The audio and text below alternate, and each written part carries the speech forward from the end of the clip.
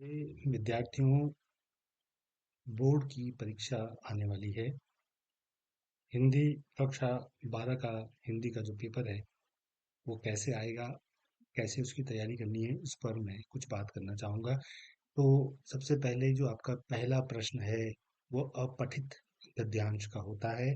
और धीरे धीरे आप देखेंगे कि इसमें बहुत ही महत्वपूर्ण है आपको इसको पूरे को, टेक्स्ट को पूरे को पढ़ना। आप इसको पूरे को पढ़िए एक बार अच्छे से। आपको 15 मिनट मिलते हैं पढ़ने के, और ध्यान से आप इसको पढ़ेंगे क्योंकि आप पहली बार पढ़ रहे होंगे। इससे मिलता जुलता टेक्स्ट आपने पढ़ा होगा, लेकिन यहाँ पर ये आपको पढ़ने के लिए दिया जाएगा। तो आप इसको पढ़ें 2 बार कम से कम, और उसके आधार पर नीचे कुछ प्रश्न हैं, और ये बिल्कुल आपका सही होना चाहिए। यानी 2 नंबर का ये, 2 नंबर का ये, 2 नंबर का ये, 6, 7, 8, 9 और 10, ये जो 10 नंबर हैं, ये बहुत ही आसानी से आप प्राप्त कर सकते हैं अगर आप इसको ठीक से पढ़ लें।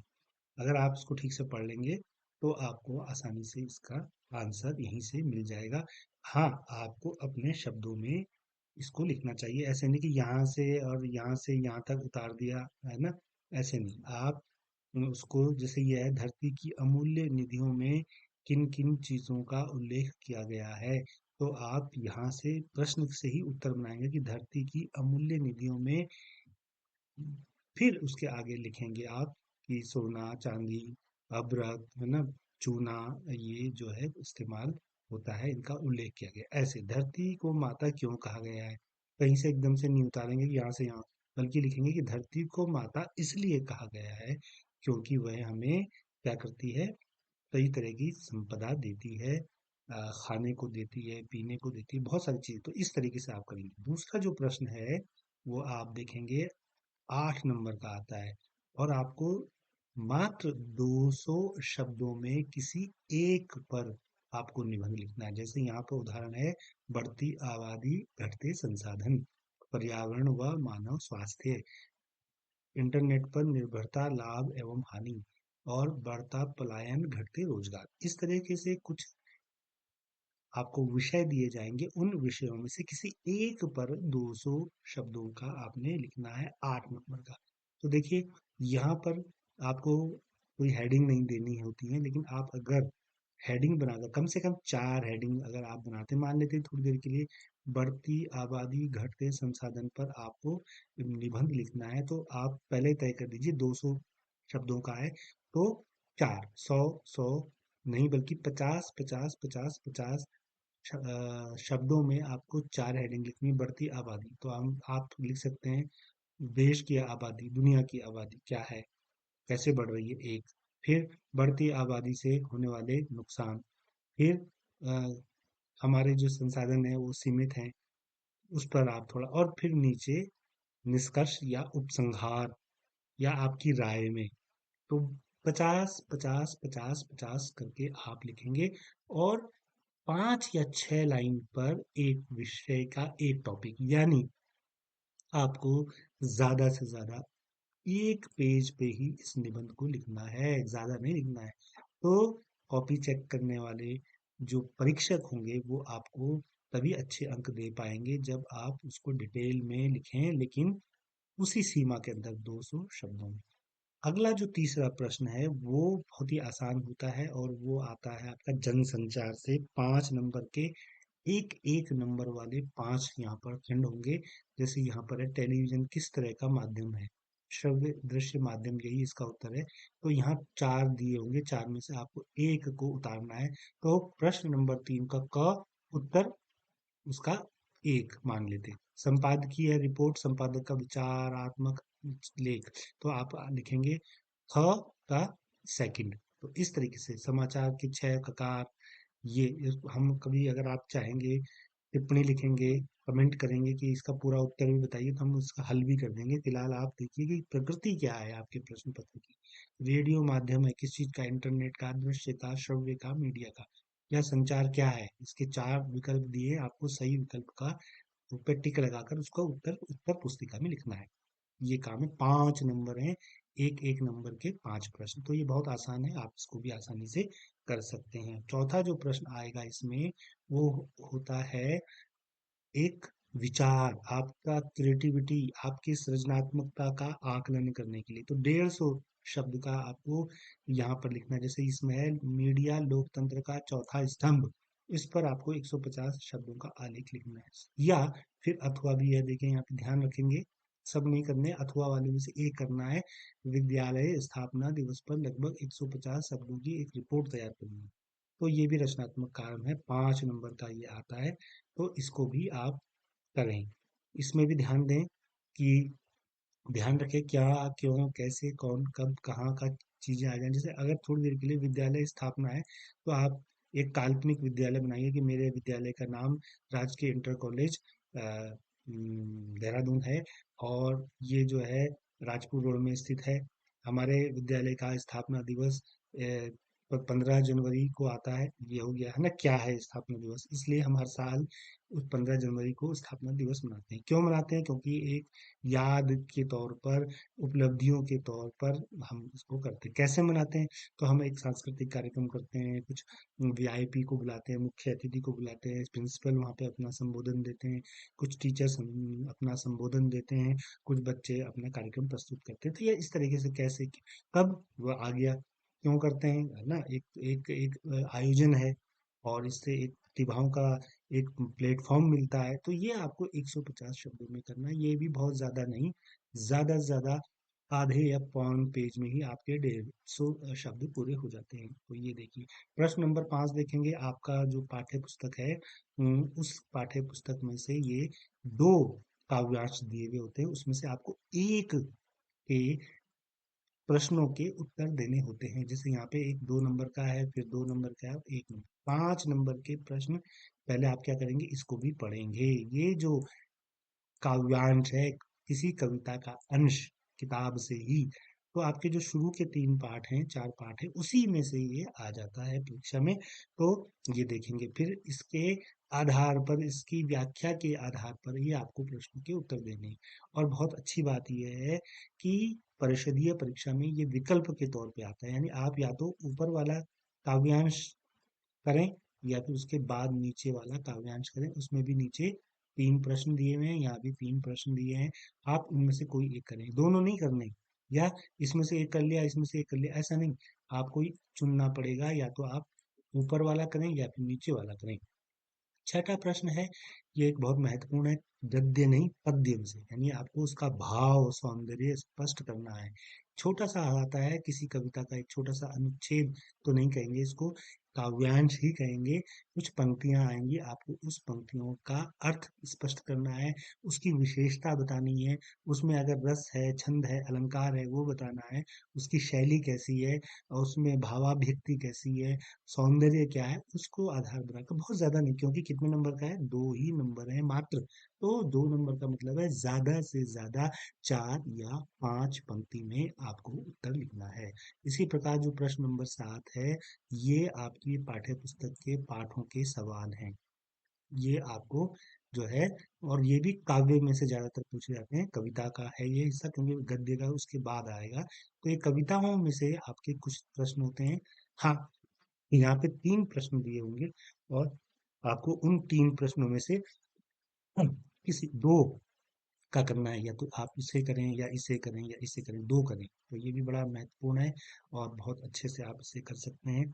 इसके बाद आप आइए 8वां प्रश्न। ये 8वां प्रश्न, जैसे ऊपर काव्यांश है ऐसे ही पाठ्य पुस्तक से एक गद्य होगा, एक नहीं बल्कि दो होंगे, दो में से किसी एक के आधार पर आपको तीनों प्रश्नों के उत्तर देने हैं। तो ये भी बड़ा आसान है, ज्यादातर पहला या दूसरा या तीसरे पाठ में से ही ज्यादातर पूछ लिया जाता है। बहुत आसान है, आप इसको एक बार पढ़ें, पाठ अगर आपने ठीक से पढ़ा है तब तो कोई दिक्कत ही नहीं है। लेकिन अगर आप फिर भी ठीक से नहीं पढ़ पाए किसी कारणवश, तो यहाँ आप इसे पढ़िए पूरे को, और उसके आधार पर आप 3 प्रश्नों का उत्तर दें। दो दो दो 3 प्रश्न, दो दो दो नंबर के 6 नंबर हैं, ये भी बड़े आसानी से आप इसे कर सकते हैं, बहुत आसान है, इसको आप देख लें। इसके बाद प्रश्न नंबर 9 है।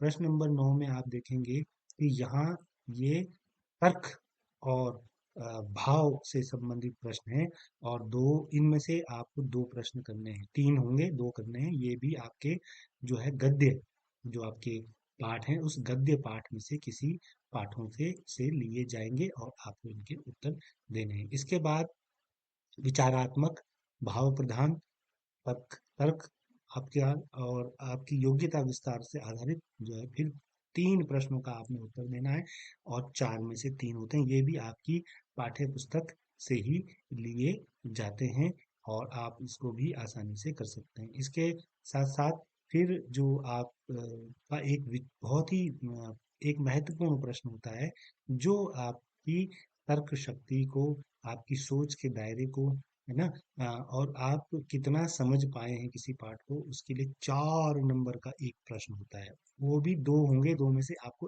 अथवा में यानी एक करना है। तो ये भी एक महत्वपूर्ण है, आप इसको भी आसानी से कर सकते हैं। हाँ, ध्यान रखें 4 नंबर का है, तो ज़्यादा बहुत लंबा चौड़ा नहीं लिखना है, और केवल दो ही पंक्तियों में खत्म नहीं करना है। 4 नंबर है, तो 4 नंबर के लिए आपको कम से कम 5 या 6 पंक्तियों में तो इसको लिखना ही चाहिए, तभी 4 नंबर आपको मिलेंगे। इसके बाद जो खंड ब है, आपकी जो सहायक पुस्तक है संस्कृत की, आपको उसमें से जो है ये पूछे जाते हैं, और ये भी बहुत आसान है। 3 प्रश्नों का उत्तर आपको देना है। पहले उसमें आपको बाकायदा एक गद्य दिया जाएगा, अनुच्छेद दिया जाएगा, और आपको उस अनुच्छेद के आधार पर किन्हीं 4 में से क, ख, ग, घ में से 3 के उत्तर देने हैं। ये एक-एक नंबर के होते हैं। तो ये भी बहुत ज़्यादा मुश्किल नहीं है, बहुत आसान है, आप इसको आसानी से कर सकते हैं। इसके बाद अ, फिर एक श्लोक दिया जाएगा आपकी पाठ्य पुस्तक से ही, और आपको उस पाठ्य पुस्तक के श्लोक से ही किन्हीं 3 प्रश्नों का, ये भी एक-एक नंबर का है, ये या तो ये करें या ये करें या ये करें या ये करें, 4 में से 3 में आपको करने हैं, और ये भी एक-एक नंबर के हैं, एक-एक पंक्ति के ही उत्तर आपको लिखने हैं। ये भी आप आसानी से कर सकते हैं।